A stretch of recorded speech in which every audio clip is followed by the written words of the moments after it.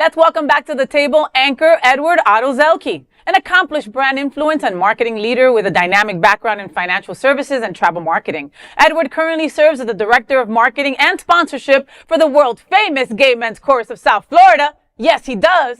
He also serves on the Gala Chorus's Communications Committee.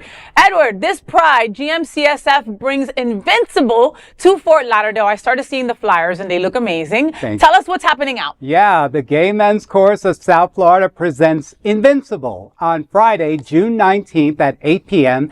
at the Alreen Theater, Broward Center for the Performing Arts in Fort Lauderdale.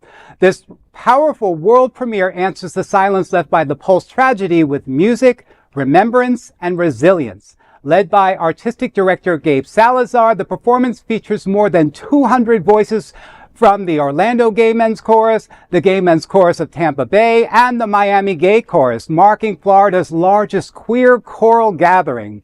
The Symphony of the America provides orchestra support alongside acclaimed soloists from Seraphic Fire. The second half of Invincible rises into a celebration of strength and joy, featuring anthems like Roar, Stand Up, Lift Every Voice and Sing, and Freedom that speak directly to the resilience of the LGBTQ+ community. Anchored by the concert's title song, Invincible, made famous by Kelly Clarkson, this powerful set reminds audiences that our community has faced hatred, fought for equality, and emerged stronger. Experience a moving tribute to love, loss, and unity. Tickets and more information are available at gmcsf.org. I do want to talk a little bit about the commission piece that's being written. It's called Amor Eterno. It's a Requiem that's being written on behalf of for Pulse. An LA-based composer, Sandra Choi, is composing this for us. I've heard it's a 7-movement piece, and it's so beautiful. It takes us on a little bit of a journey. There's sections called How Beautiful Is Our Morning, where it traces the journey from grief into grace. And you'll hear things like Always Belong to the Dance, where it reclaims the joy of that Latin night specifically, and how resilient we were and how happy we were. So it's really going to take us on such a wonderful journty. Like you always do, yes, by the way. Thank you. And then the second half, it'll be just uplifting songs. You'll hear the song from Freedom. Beyonce made that famous. Katy Perry's Roar, like I said. So it'll be some really good, things to walk out. It's also on Juneteenth as well. So we'll be doing a couple pieces related to that as well. I love that. It's a real exciting concert. It's a really exciting collaboration you have there of the different groups. Miami Gay Chorus, Tampa, the others. So that's a really great. I think it's fantastic. You got me. And please go, Dino. You got me at Kelly Clarkson. Well, he's like the super fan. And so, piggybacking over that's an incredible song, right? But I got to mention Pat Benatar's Invincible. That is an incredible song. That is there a mashup or something? There's got to be like a mashup or something.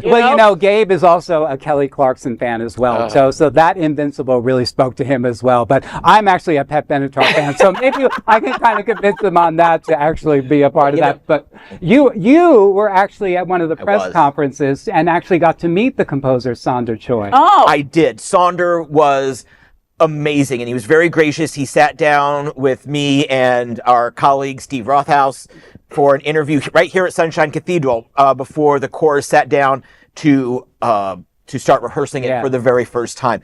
And I got to hear a little bit of that, and it's amazing. I don't know a lot about music, but I know that requiems are incredibly intricate, incredibly difficult to sing. And Sandra's story, for such a young man, he has such a great story to tell. Like I said, I interviewed him, and I'll be coming out with more of that on Greater Wilton Manors as we get a little closer. We're still 2 months out from the show, so I will start performing that. But he is worth listening to. He really is. Yes, I love that. And he's going to be back in town probably in June just to help with this too. So I hope you all get a chance to meet him. He really is a wonderful asset to, LGBTQ+ choral music. I love that. You mentioned Gabe. Yeah. Right? And we're sending him well wishes and healing vibes. He had a surgery a couple of months back and he's still recovering. Will this be his time back, or will we see him before then? I definitely think you'll see him before that. He's already, done a couple of gigs already. So he's working in very closely, it's just to make sure that he doesn't hurt himself. Of course. It's affecting his conducting hands. So, he's got to make sure that, that he's following doctor's orders and his recovery, for that. So, yes, we definitely want him to be conducting this concert. But artistically, he's the force behind it. So he's always got he's always got the pieces going around in his brain, trying to figure out how the story is going to be told. So whether or not he's up there conducting will to be seen, but we are hoping for the best. I think he's going to be there. Still there. He's still there. Plus, he's also invincible himself. Oh, yes, so, he is. I think he's Yes, definitely going to make he it. is. Yes, you are. And Queer News Tonight looks forward to seeing you all at GMCSF's Invincible on June 19th. And there is no other queer nonprofit media platform like this in the entire world. Support our LGBTQ stories by sharing them and subscribing to Queer News Tonight.